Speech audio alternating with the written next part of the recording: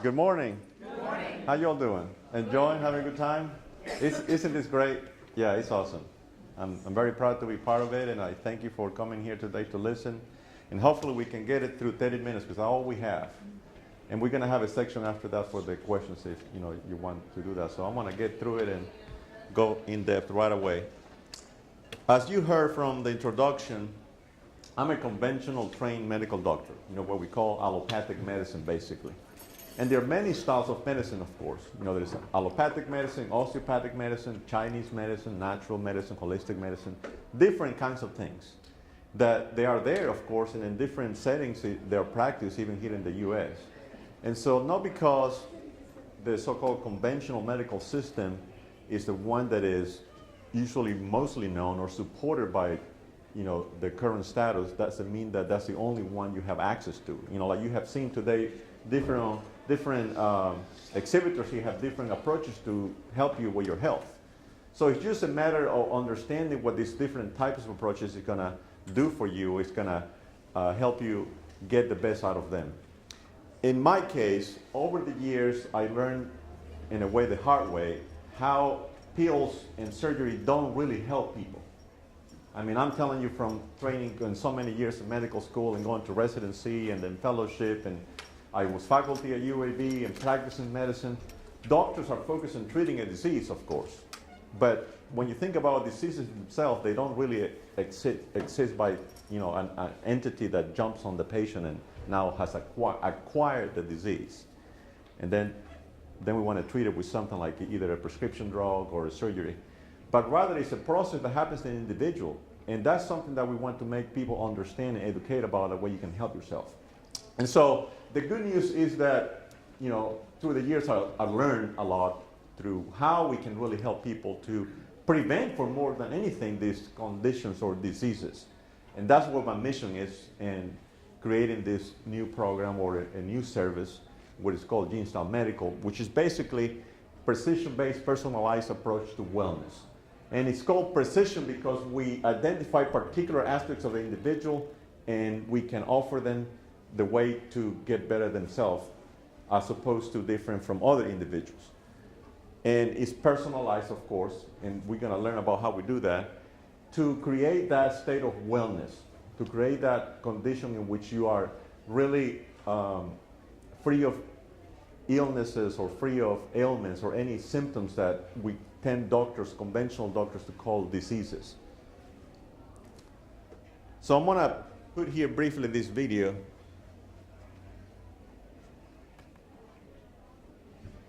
Living an unhealthy lifestyle is a global problem. It increases the risk for Maybe conditions not. such as heart disease, diabetes. I don't know why it's not playing, but it may be the projector, I think. It's a different... What file is it? What's that? What kind of file is it? It's just a video from YouTube that I downloaded, but I'll tell you what it is. Well, basically... Could you play the audio to it? We can. Is that... And I don't know how well they can capture that, but that's all right. Living an unhealthy lifestyle is a global problem. It increases the risk for conditions such as heart disease, diabetes, depression, stroke, and cancer. Because of this, we designed Fruit Street to help people lead healthier lifestyles by making it easier for them to be more active, improve sleep quality, eat healthier, reach their ideal weight, and improve overall well-being. We do this by combining video conferencing with wearable devices and apps. A young professional who wants to slim down. A father looking to... I want to stop it there just for the interest of time, but basically, how is that we create this individualized approach to wellness? Basically, my practice is now a web-based virtual practice in which I offer patients a way to optimize their health. And the way we do that is through the web. Technology has improved so much that we take advantage of that. Now you can have access to practitioners, even in the conventional osteopathic medical world, through the web for different reasons. So I took that opportunity of the technology to offer this for wellness. And so we integrate in that process, in that portal, the data from wearable devices like Fitbit, Apple Watch, and many others, for us to be able to monitor and to track that data and offer you recommendations based on that.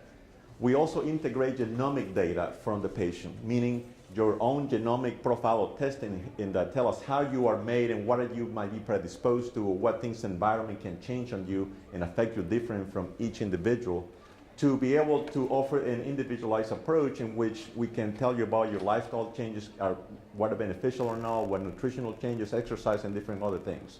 So that's how we integrate this program in order to be able to individualize the approach.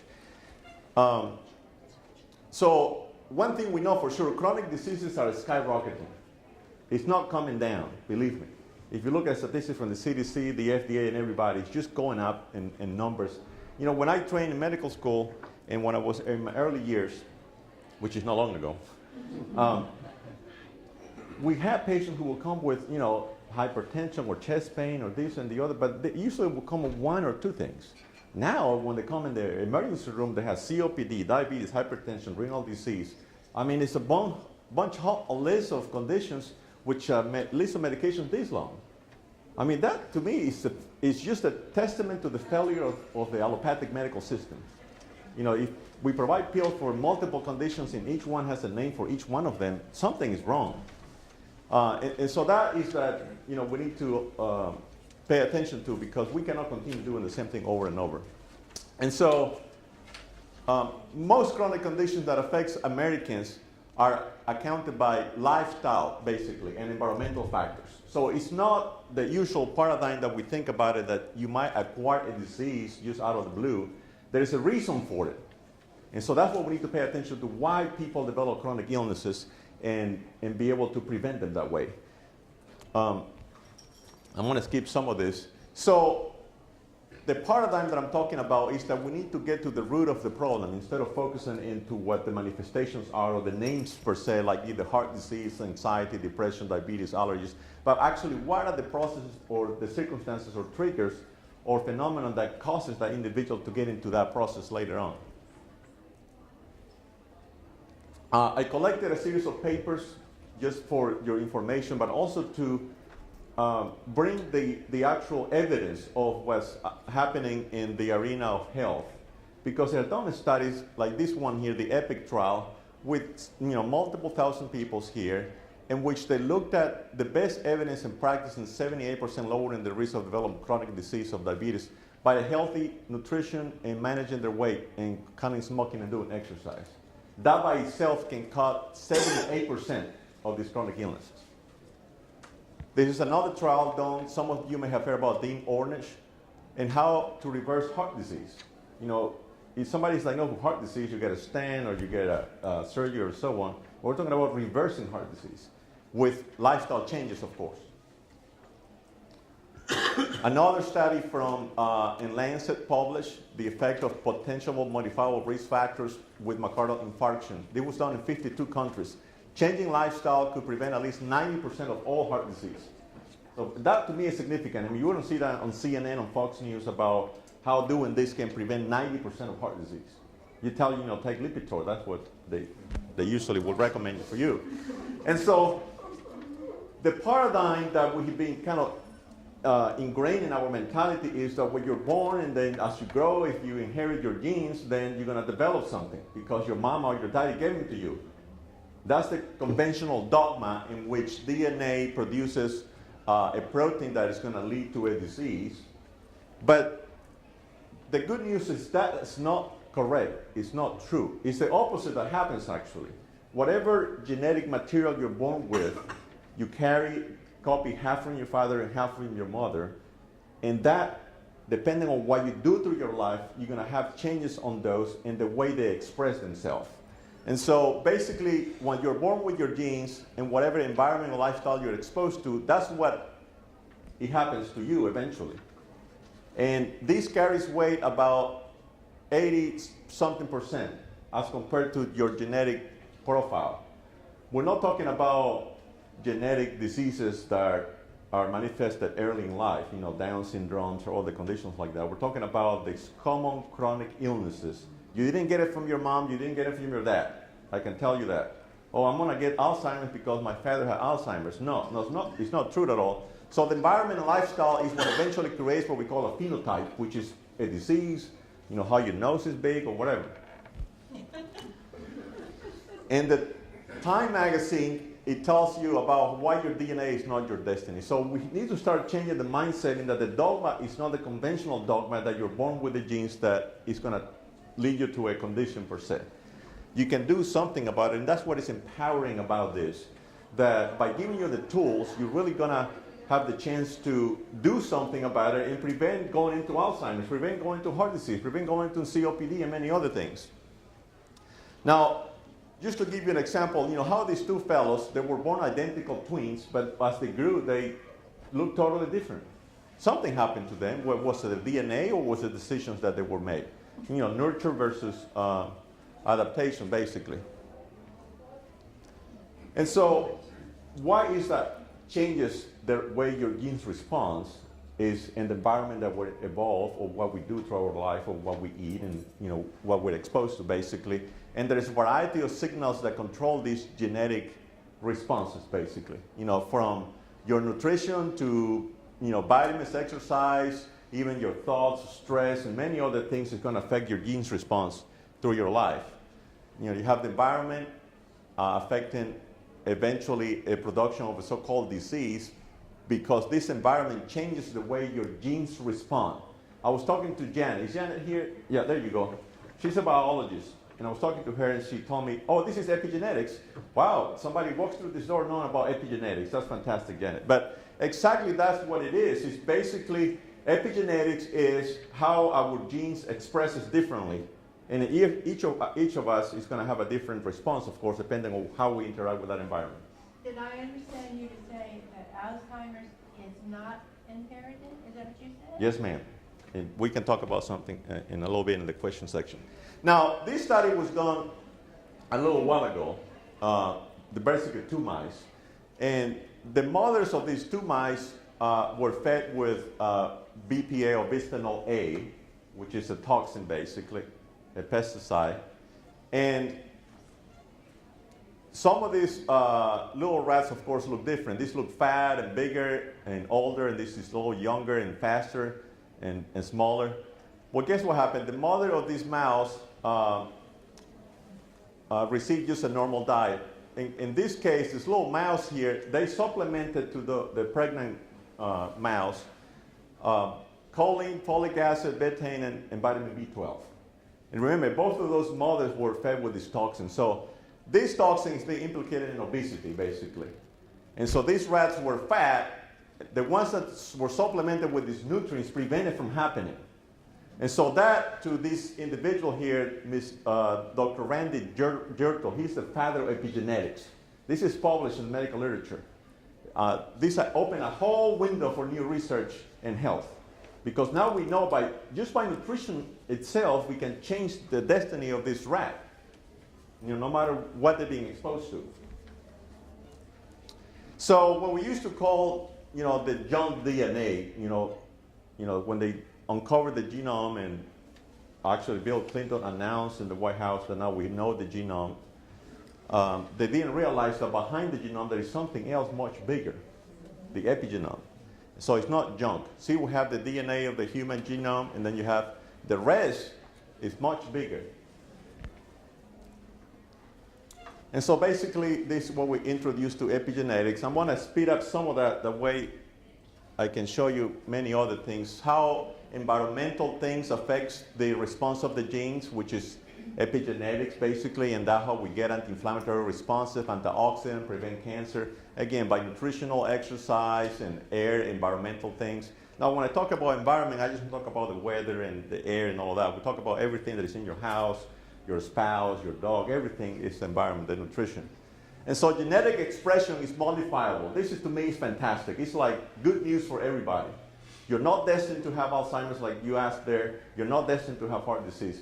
You can change that. You have the power to change it. And that's what physicians need to teach their patients how to do it. If we empower the doctors in America to really do this, guess what happens? Drug companies will go broke. But they don't want you to know that. And so here we have all this exercise, nutrition, lifestyle. It's going to affect the metabolism, the gene expression, and change your phenotype. It's that simple as that. It's not rocket science, actually, if you think about it. But we need to do an individualized approach, and that's what we want to aim at, not just dump you in the numbers there and give you depression, antidepressants for millions of people and see what happens. When you look at the literature, antidepressants don't work in more than half of the people. They have placebo effects. That's all they have. It's a drug that gives you other side effects. So personalized lifestyle medicine, I think that's the future of medicine. That's where we're heading. How to deliver is a challenge, of course. And the reason is to individualize it, and how we can do that is because we are all unique. We have differences in that, kind of a piano keyboard that we have in our DNA. There are certain variations there, every certain of these nucleotides that make us different one from the other. And so because of those, what we call polymorphisms, those changes that happens of those nucleotides from time to time in the sequences is what allow us to know about an individual and what conditions or predispositions they may or may not have, or how they can respond to a particular nutrient, or how can they respond to a particular diet, or how can they respond to a particular exercise. And so this is what we call nutrigenomics and nutrigenetics, how these genes can be influenced by that and affect our genotype. And now this can be done very easily, actually, by performing what is called a genomic testing. So you can collect either saliva or blood and know your genomic profile. Technology has advanced so much in sequencing now that, many years ago when they sequenced the genome, it would cost like, millions of dollars. Nowadays, you can get a genomic profile even as cheaper as $200. You see even now on TV, 23andMe and many other companies are coming that. The Ancestry DNA, all of that, they do that with a specific technology for sequencing DNA. I use this company which offer a more comprehensive approach to take care of patients. It's called Pathway Genomics. This is a pathway fit profile that we utilize to learn more about your own genome profile. And it gives you recommendations there for different things in your lifestyle, nutrition and exercise, and it's very comprehensive. Now, I don't want to go here today without telling you even about more exciting news. We thought that with our DNA and our genome, we have plenty to deal with. Well, guess what happens? We're not alone in this planet. We're talking about UFOs. We're talking about what lives inside our guts, which is called the microbiome, or the bacteria in the gut. If you compare the human genome, which is about 23,000 genes, basically, to the amount of gene material in the bacteria in our guts, look at it. What about a million genes there compared to 23,000? And so we have lately in research and studies discovered that we're about a 10-to-1 ratio to these bacteria. So there are 10 more cells of bacteria than our human cells. So that's fantastic, because guess what happens? All these interactions that I'm talking about here between the environment, from nutrition, lifestyle, and so on, it happens through those bacteria, believe it or not. And that they're going to interact with our genome. So it don't happen by chance. There is a process here at work that occurs during that interaction. This is basically a graph to describe how the bacteria changes from our birth until you grow older and what things can be affected there. I'm going to move it on here. And so, as you can see, a healthy microbiome from the moment you're born, you have to have amount and good variety and diversity of bacteria to be healthy, basically. As opposed to when we get chronic illnesses and they start, changing the variety, changing the numbers, declining. There is a widespread prescription of antibiotics and many other things can affect our intestinal bacteria. Here we have lifestyle changes, medical practitioners, vaccinations, all leads to altered bacteria in the gut, which is not good, of course. And that what is called the term dysbiosis. And that can lead to inflammation, of course, in all of these conditions, heart disease, diabetes, hypertension, Alzheimer's, and so on. So nowadays, we can concentrate our efforts in paying attention to the gut. Who will ever think that poop was so important? I'm serious. It's very important. Your poop is one of the most important things that you have to pay attention to. The shape, the form, the smell, everything. But when you can send your poop to be analyzed to learn about what bacteria you have, because it communicates with your immune system. Another video we're not going to look today. Now, this fellow here, Hippocrates, the father of medicine, said more than 2,000 years ago. What did he say? After a lifetime of work, Hippocrates concluded all disease begins in the gut. And he was right, or he's right, he's still right nowadays. Now we know the science behind it, why he in that area thought about this was happening. Me, I'm a neurologist, right? But if I just give you something for your brain alone, it's not going to work, thinking that it's going to.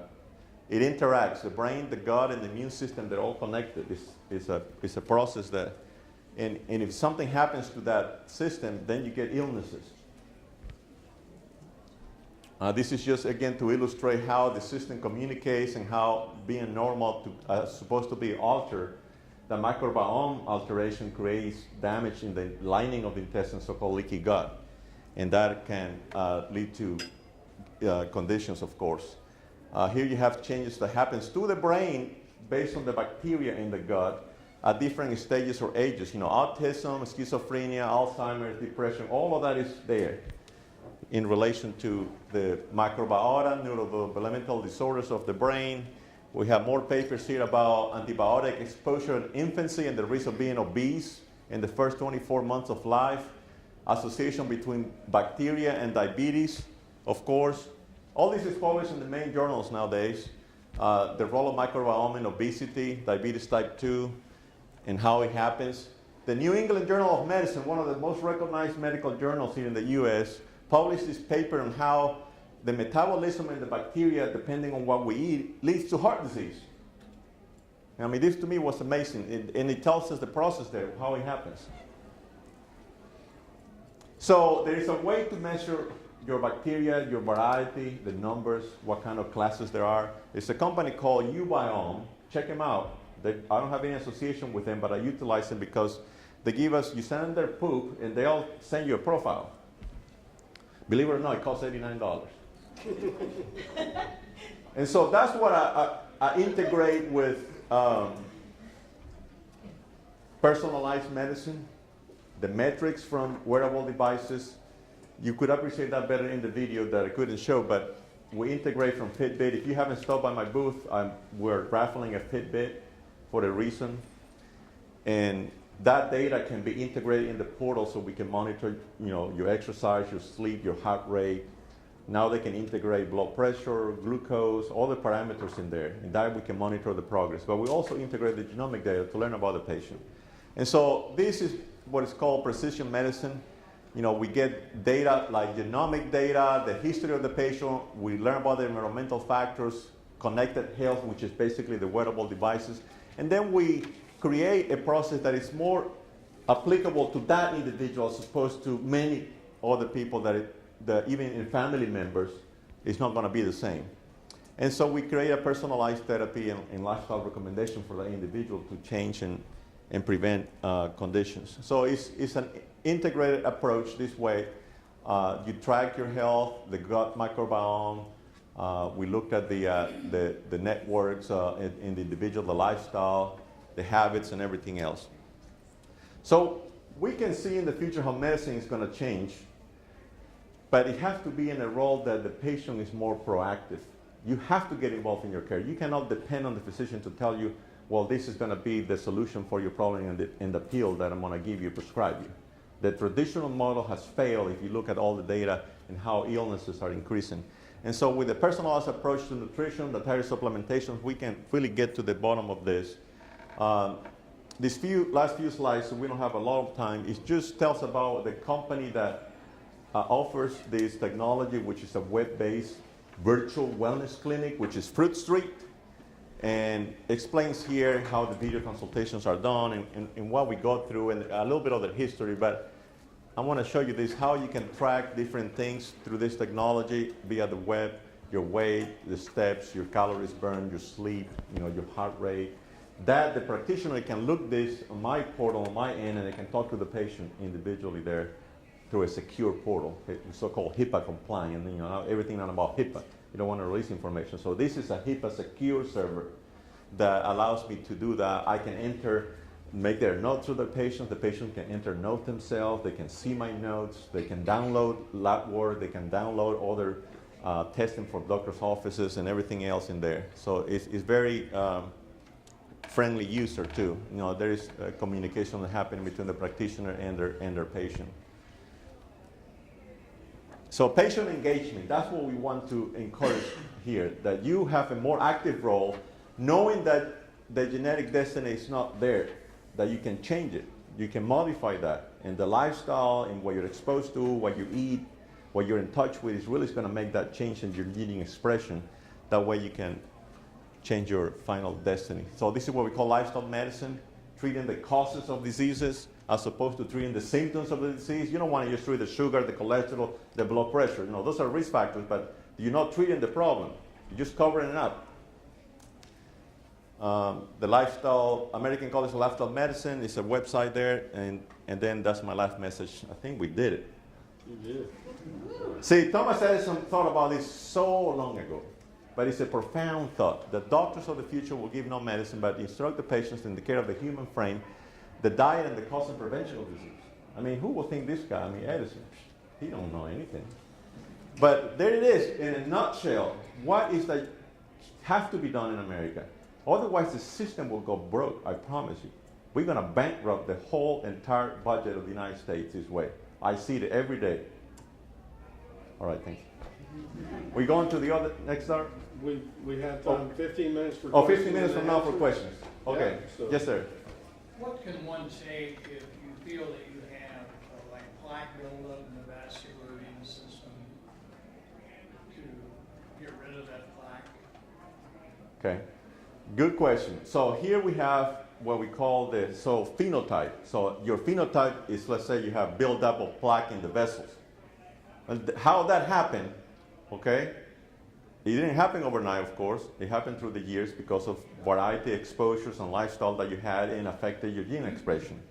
And your genes basically took that information and translated into signals that create the inflammation process and eventually the buildup of that plaque. So now you want to reverse it and take something for it. So it's not going to work if you take something for it. Let's say even if it's a plant, okay?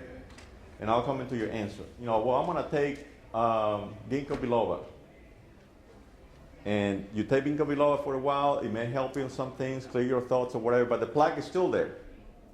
And so how do you reverse the plaque? You know who reversed the plaque there, believe it or not? Is a well-known public figure. Now that we can talk about politics too. Bill Clinton reversed heart disease himself. Okay, it's on the web. Look at it. Google it. YouTube it. Reversal heart disease, Bill Clinton. What did he do? He sent the right signals to his genes to change the process. So that's the answer. If you're gonna do something about the buildup of plaque, you can't reverse it. Isn't that fantastic? You can't reverse it. I'm telling you, you can't reverse it, but you have to send the right signal to your genes, that way they can do the right translation and reverse the process. It takes time, it takes effort, it takes you to get involved, but it's not going to be taking something. Now, I recommend nutritionals to my patients, yes, but they have a purpose. They're not necessarily to solve the problem altogether. If we don't change your microbiome, the plaque is not going to go away. Because your microbiome, I can promise 100% is all disrupted, altered. And it's producing a lot of inflammatory chemicals there. But that's a great question. Yes, sir. What would be some examples of specific recommendations that you would make to people based on the differences in the microbiome, in the genetic, the U-biome testing? Yeah, so let's say you get your U-biome profile and it tells you have more firmicutes versus bacteroids and the ratio is altered. Well, the nutritional recommendations are going to be targeted towards improving particular populations with particular foods, whether it's fermented foods, whether it's legumes, whether it's fiber, or we enrich the patient of knowledge on how to change what we normally call diet, or we have the view of eating things, to the right things that are going to feed that particular set of bacteria. Right now, there's a lot of research that a specific bacteria can be changed to alter a particular condition, whether it's depression, anxiety, autism, IBS, in our immune disorders that are in the search, you can find a specific strain of bacteria that is altered. Yes, sir. Are there normals for that, or how are those set?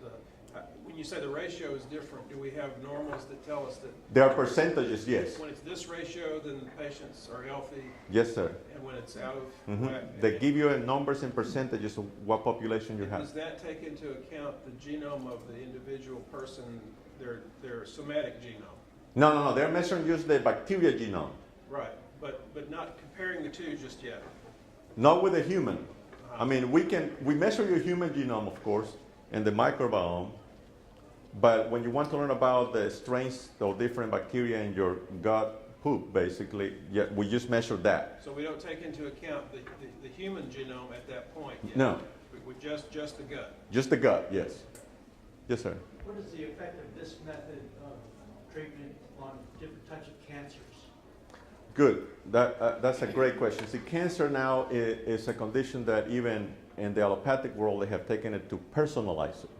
And now you're going to hear not of chemotherapy drugs, but you're going to hear of components or compounds that change the response to certain enzymes to kill cancer cells, the so-called deacetylases. But it's with the same principle. They look at the patient's cancer genome, and guess what? They say you're going to eat this thing or take this other nutrient compound to activate an enzyme that your genome is going to stop the growth of the cancer cell. Fantastic. Voila. So, yes, it's a lot of research already there. There are drugs on the market that act in that particular way through your genome by curing cancer, of course. Now, I'm more in the view that we shouldn't treat a condition, but we should prevent it. They're all preventable conditions. They're not acquired conditions that you just get out of the blue. So I'm in the bandwagon of preventing illnesses, creating wellness, empowering patients. Yes. Does any insurance cover any of this? The short answer to that is no. No, I'm just kidding. Well, you know, this paper that is here, Dr. Hyman, you know Dr. Hyman, right? Mark Hyman, Dean Ornish, you know her. Well, this paper tells you here that if doctors were trained the right way, you know, we will prevent this amount of diseases and so all of that. And it tells you in the paper, unfortunately, insurance companies don't pay for this, so don't encourage the doctors to embrace this.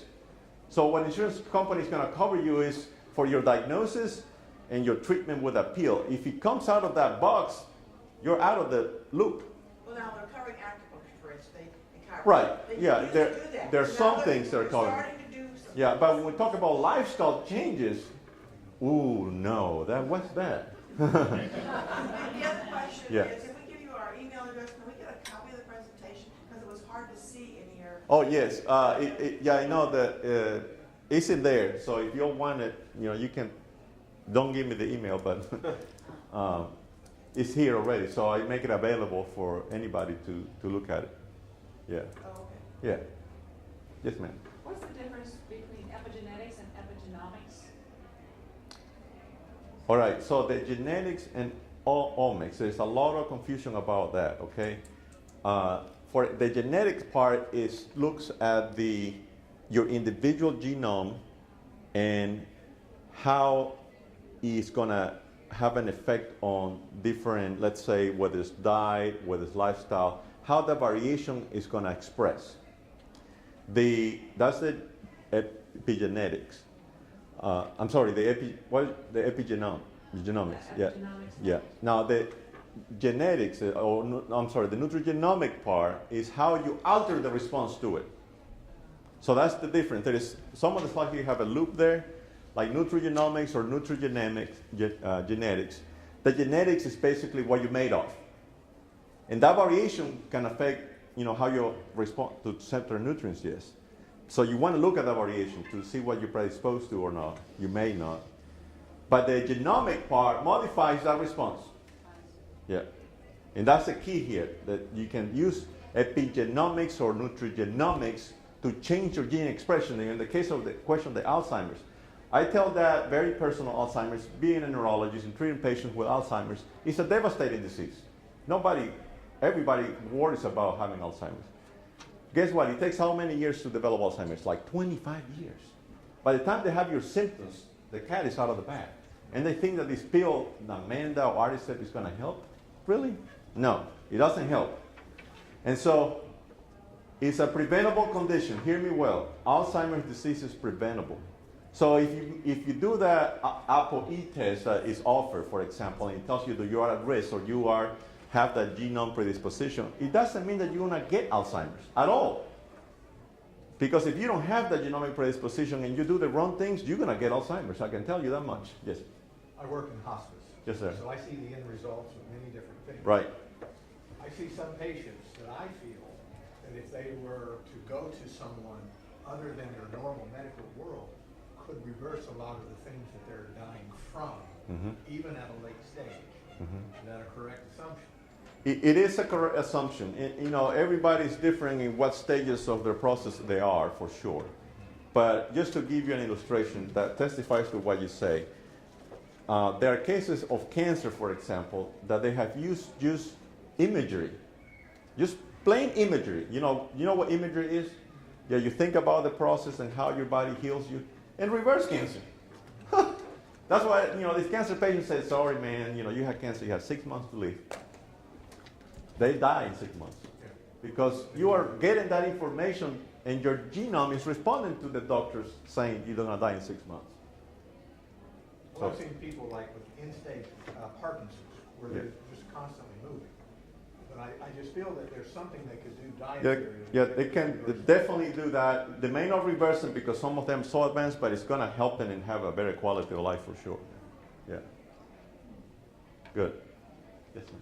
Is there an overall nutrition thing you would recommend for the general paleo or wellness protocol? Okay, good question. So diets are multiple of them, of course, and we cannot just generalize. If you stop and see me and say, well, I'm going to put you on a Mediterranean diet because I like it. It's good and it's published data on that.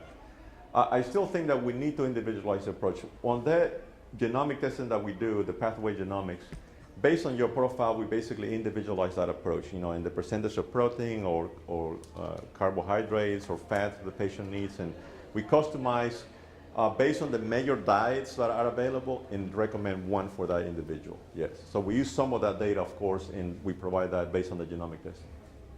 5 more. Yes, sir. So if we were to go to you for an analysis of our system and all that, how much would be the price? Oh, the heavy question. All right. I think that I'm in the mindset in that your health is so valuable. So I think that the price of that is as much as you value your own health. And what time limit do you have? An hour, 2 hours? No. How many tests you're going to have? Yeah. Usually what it will happen is I'll have you do a genomic testing even before I get to see you to maximize that, of course. The genomic testing actually is filed through the insurance company. If you go to my website, it tells you the process there for that part of the testing. And then the visit is based on time, basically. And you'll get that when you go and enter your info so you can get a connection to the portal. So everything is disclosed. But at least they can get that for their genomic to be covered, and then the visit is time-based. Usually I recommend 1 hour consultation for the initial visit, and then subsequent visits, it's 30 minutes. But even that, I leave up to the patient to get charge of that and say, well, I'm going to see Dr. Soto in 3 months because I think I need that, feedback again. Or after the first year being seen for 3 months, I just only need to be only once a year, or maybe every 2 years, or maybe not anymore because I learned enough from him that I now can do my own. So, that's the way I think that we should practice medicine, is to empower you. That way you can independently learn the tools, get prepared, learn about yourself, and change. Where are you getting that mentality, and what other doctors are being educated now to go that direction? Yeah, it didn't take me long to figure out after medical school and practicing medicine in the U.S. that something is wrong. So you went through yeah, like a normal allopathic medical doctor. Medical training. But so where did you get this new idea? It's just seeing on the patient. It's like, you come, this patient was paralyzed on one side. My God, it just happened? No, it didn't just happen. It must have been a reason for it. So I went back and looked at this published data and find the answer of what happens. And that's when I changed, of course. So I realized that we're doing the wrong thing. So where did you go for the new training? Or you're just developing this yourself? No. Once I discovered that, of course, I do my own research, get the published data, get the research, but then fortunately nowadays there are institutions that train doctors. That's what I want. Like the American Academy of Integrated and Holistic Medicine, Okay. the American College of Lifestyle Medicine. So those organizations that I went through training with them, certification with them, yeah, they are available now. And there are colleges in the U.S. that train in Chinese medicine now, because that happens in California or the Midwest, that is a school for naturopathic doctors. So I have to do a lot of training to learn a lot of this, of course. And the AMA is approving those? In what way you mean, like AMA? Are you validated in any way by traditional American Medical Association? Oh yeah, I'm board certified by the American Board of Psychiatry and Neurology. So I'm a board certified neurologist. Okay. They don't accept the naturopathic stuff yet. With all the bells and whistles. So, but I choose that. I think, I still practice as a neurologist at a local hospital in Alabama. But on the time that I'm not doing that, I have chosen to offer this to patients because I think it's the right thing to do. Yeah, because I see it on the other end when they're crashing. And there is, it might be late, but I think it's not fair either. The people unknowingly go through the same every single day to the doctor's offices and get the same prescriptions, and they come back with heart attacks, they come back with strokes, they come back with dementia. So, if the drugs would really work, you think that they will have all of that? Wouldn't it be healthy? Right, but they are not. Somebody needs to stop the insanity. Thank you. Anyway. Thank you for saying it. The office is in the cloud. It's a web-based office. It's a virtual wellness clinic. So it's done through the web. Physician, heal thyself. We're What are you done? doing? What's that? Physician, heal thyself. What are you doing? Oh, Physician Heal. There is an organization called Holistic Primary Care, and they offer conference to doctors. Physicians heal themselves. Yeah. I'm talking about you personally. What am I doing? How has it affected your life? Oh, it's wonderful because, I changed my lifestyle. I was obese, believe it or not, back in the years. And I was going into bad cholesterol and kind of, diabetes pathway already. But then I realized, this is not going to happen. So I reversed the process. It's reversible. So, yeah, it's fantastic. I mean, that's my passion. That's what I practice conventional medicine. That's my job. But I offer this, and that's my passion. Thank you. All right. That's all we got time Appreciate for. it. But it is